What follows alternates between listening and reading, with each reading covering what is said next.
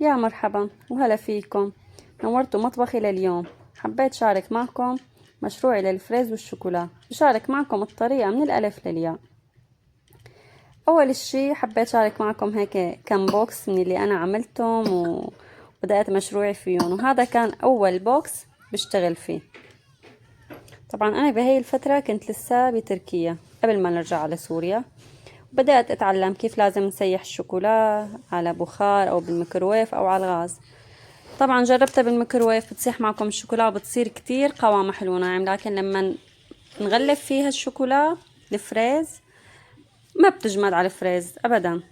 وعلى البخار أفضل طريقة، لكن بكاسة مو بزبدية، لأنه بالزبدية بدون ما نقصد إلا ما تجي ولا نقطة مي. وطبعا استنتجت إنه نحن ما لازم نضيف ولا شيء للشوكولا ولا زيت. جربت مرة زيت تجمدت الشوكولا كتير بشكل سريع يعني، والحليب سيحها وما خلاها تجمد مثل ما أنا بدي. فأفضل طريقة كانت إنه هو شوكولا فقط على الحل، ونضيفه على كاسة مو بزبدية، على كاسة مثل ما خبرتكم. أول ما تبلش تاخد حرارة الكاسة فورا منشيلها من البخار، نرفعها من على الغاز ومنضل منحرك لحتى نوصل لقوام الشوكولا اللي بدنا إياه. وهون أنا صورت لكم الخطوات كلياتها. أول الشي طبعا بنكون مغسلين الفريز منيح ومعقمينه، وأهم الشي يتنشفوا منيح على المصفى وبعدها بمحارم المطبخ. وعلى جنب بنكون نحن مجهزين الشوكولا مثل ما حكينا على البخار بدون ولا أي إضافات، وشاكين الفريز بالأعواد الخشبية بهالشكل هذا. وبعدها بنبلش بنغطس الفريز بالشوكولا بهالطريقة هاي. أنا مجهزة على جنب كنت طبقة من الفلين أو الكرتون، انتو شو بتحبوا تغطسوها وتحطوها على ورق من الزبدة كمان بيصير، لكن أنا بحب تكون هيك بشكل كامل وناعم كرمال وقت التزيين يطلع منظرها كتير حلو. شايفين على هالشكل؟ بسم الله ما شاء الله. هلا بعد 5 ثواني 10 ثواني 25 ثانية بالكتير بتبلش تجمد عنا الشوكولا، وانا هون باخدهم على الفريزر لمدة 5 7 دقايق، بتكون جاهزة عنا للتزيين، يعني ما بتاخد معنا وقت كتير. هو فقط السر بغسيل الفريز وتنشيفه منيح وتدويب الشوكولا، بس خلصتوا هاي الخطوات بنجاح بتوصلوا لنتيجة كتير حلوة ومرتبة. أنا هون بدأت بالطلبيات، وبدأت العالم تطلب مني طلبيات هدايا لعيد ميلاد، لأنسة.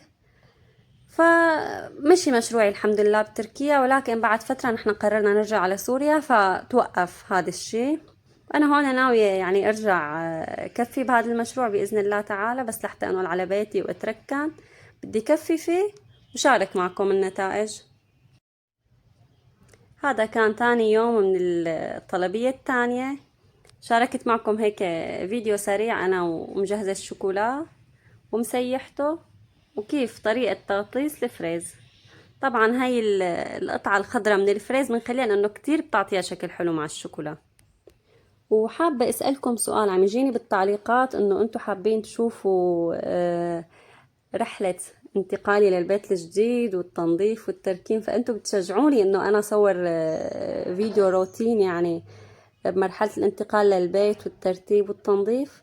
إذا بتحبوا تشوفوا هذا النوع من الفيديوهات اكتبوا لي بالتعليقات، لأنه كتير عم ينطلب مني هذا الفيديو بعد فيديو مشترياتي للبيت.